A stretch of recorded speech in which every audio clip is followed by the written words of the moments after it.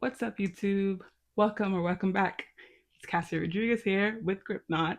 Have an itchy, inflamed, or flaky scalp? Stop guessing. Not all flakes are dandruff, and treating the wrong problem can actually make it worse. Today, I'm going to be breaking down the differences between dry flakes, dandruff, and an inflamed scalp so you know exactly what you're dealing with.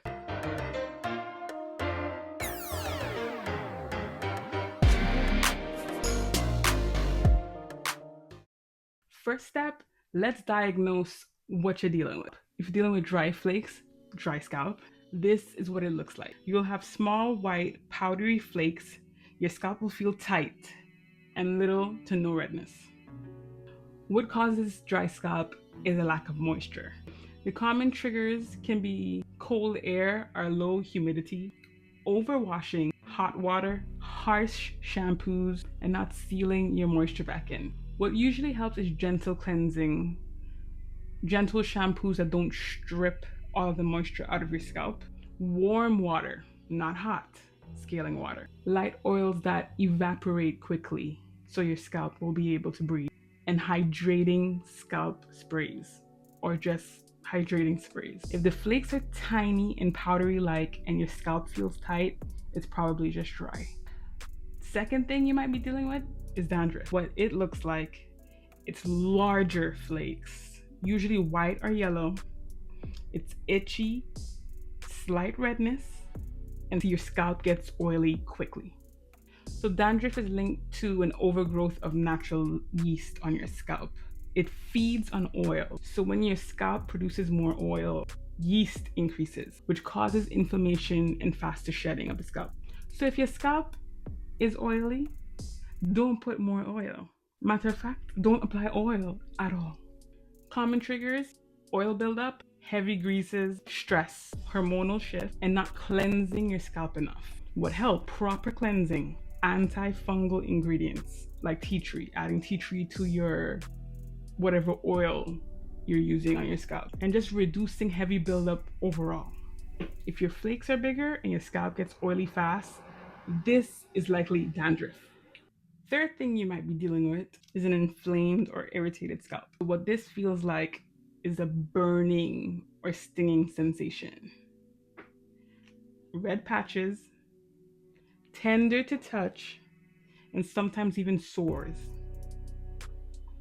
So what causes it is usually product overload, or you just have a sensitive scalp. You may also have eczema, seborrheic dermatitis on your scalp, which means your scalp just hates anything other than its own natural oils.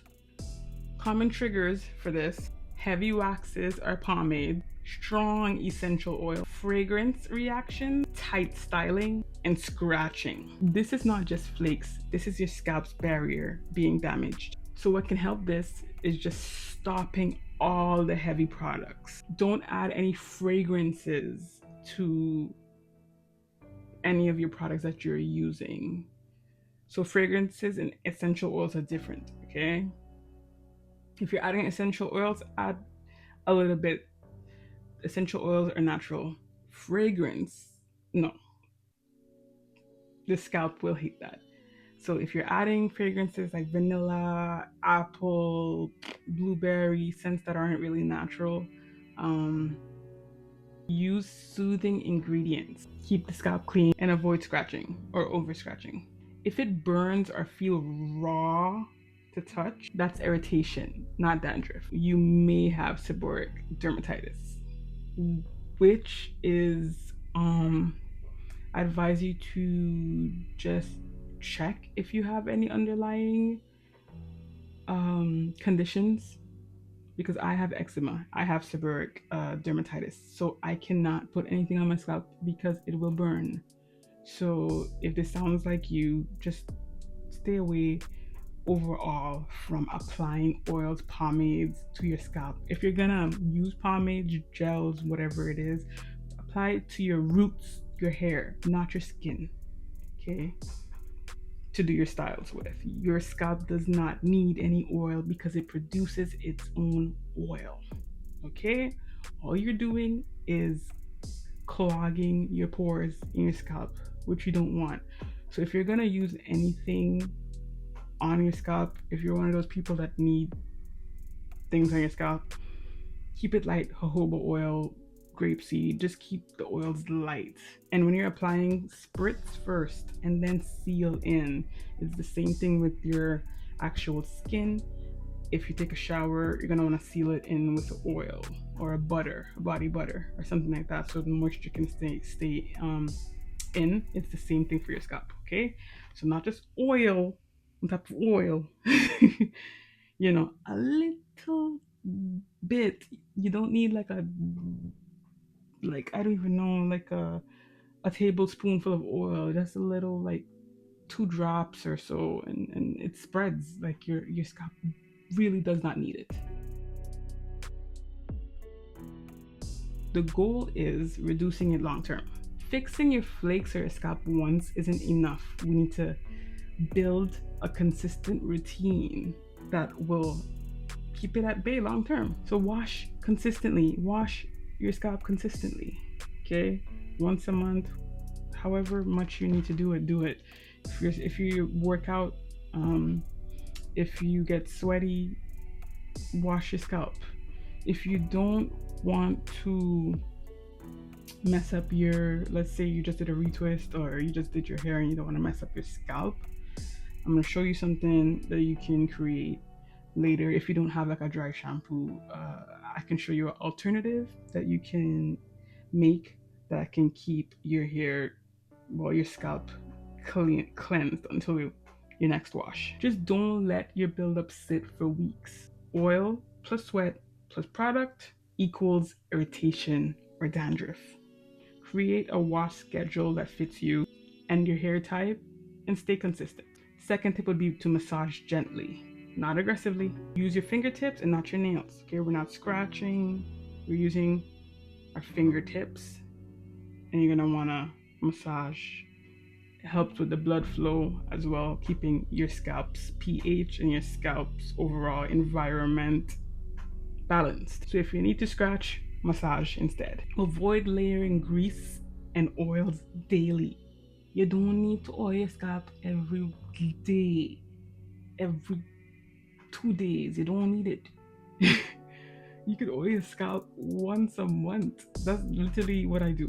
Like I don't, because your scalp creates its own oil. You don't need to oil, you know, unless you're living in Antarctica and it's super dry, you know, then you could spritz your scalp and, you know, put oil on it, no problem. But you ain't living in Antarctica, so you don't need it that much. Heavy waxes and heavy oils trap debris. So moisturize in light amounts instead of stacking thick layers of product. Keep essential oils properly diluted. What does diluted mean? Your carrier oil, whether you're using olive, jojoba, whatever. If you want to put tea tree, peppermint, whatever essential oil you want to put in there, keep it light. Because if it's too strong, if you add over 30 something drops to a little bottle and it's too strong, your carrier oil, you put a little bit in there and then you put the other half essential oils, it's going to be too strong. You only need little drops of essential oil. If it's too strong, it's going to burn. Never apply essential oils directly to your scalp. Keep them diluted and keep them balanced properly with its carrier oil. Always patch test new products, okay? So apply to a small part of your skin, whatever skin you're testing. Let it sit for 24 hours. If you have any irritation, any redness, whatever, we know not to use it, okay? Just don't apply to your full head, all right, before you get bad reaction. Just because these are really good. You wanna add steaming to your regimen. Steaming helps to soften buildup, increases moisture absorption, it improves circulation, and loosen flakes gently. For the steaming really helps with dry scalp. I literally came back from a snowboarding trip, a short snowboarding trip, and it was super cold outside, as you can imagine, with snow. And I had a protection for my hair, obviously, but indoors, it was hot. It was very, very hot, completely different temperature, and switching from the cold to dry very quickly irritates my scalp because I have eczema. I wasn't really wearing my bonnet indoors as frequently, only when I went to bed. But when I was just chilling indoors, I had my hair kind of out and the heater was really hot.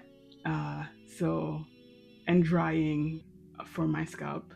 So when I came back, I dealt with eczema on my body as well as my scalp. And I dealt with a lot of itching and dry scalp. So the steaming really helped with the hydration to my tight scalp because my scalp felt really tight. So the steam treatment really helped just loosen it all up and just made my scalp feel good. Worked wonders for me. So just a quick tip, the steaming does reset your scalp, just adds back in moisture, and then you can seal it, well, adds back in hydration, and you can seal that all in with whatever oil that you have. And just a quick tip, use a light ACV dry shampoo mixture between washes. It can help rebalance your scalp pH. It reduces odor. It lightly breaks down buildup in your scalp. It calms mild dandruff. Use it as a refresher, not as a full-on replacement for your shampoos, okay? This is just to keep you in between your washes, keep your scalp clean. So for the ACV and water dry shampoo, all you're gonna need is 1 cup of water and 2 tablespoons of apple cider vinegar with the mother in it.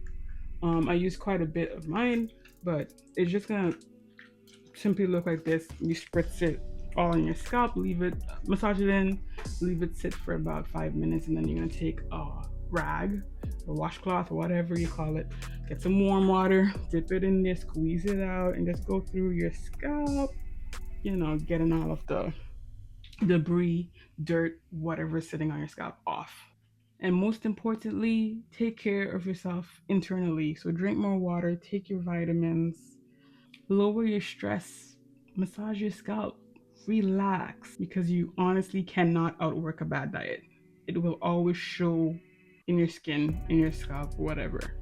So drink water, take your vitamins, eat a balanced diet, and work out. Take care of yourself. All right, internally and externally. That's it, guys. If you found this at all helpful, please like, subscribe, just for more tips. Thank you guys so much for watching the video. Stay grippy, stay naughty, and I'll see you guys in the next video. God bless you guys. Bye.